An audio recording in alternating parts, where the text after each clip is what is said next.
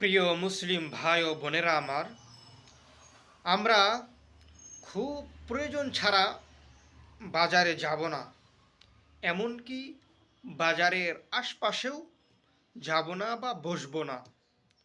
কারণ এই বাজার মানুষকে আল্লাহর স্মরণ থেকে বিরত রাখে। এর জ্বলন্ত প্রমাণ হলো, বড় বাজারগুলো তো আছেই, কিন্তু যেখানে ছোট ছোট চাস্টল এবং 4-5টা দোকান আগে ছিল না, এখন নতুন হয়েছে, এই জায়গাগুলো এর জ্বলন্ত প্রমাণ।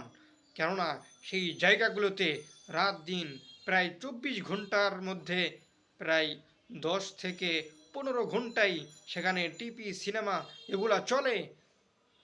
আর শয়তানও যারা নামাজ পড়ে না, নামাজের প্রতি আগ্রহী না, তাদের মধ্যে এমন একটি মজা ঢুকিয়ে দেয়, তারা বুঝতেই পারে না। তারা রাত দিন 24 ঘন্টাই সেখানে পড়ে থাকে।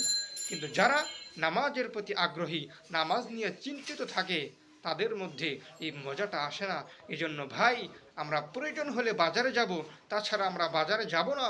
আল্লাহ তাআলা আমাদেরকে এর উপর সঠিকভাবে আমল করার তৌফিক দান করুন। আমিন।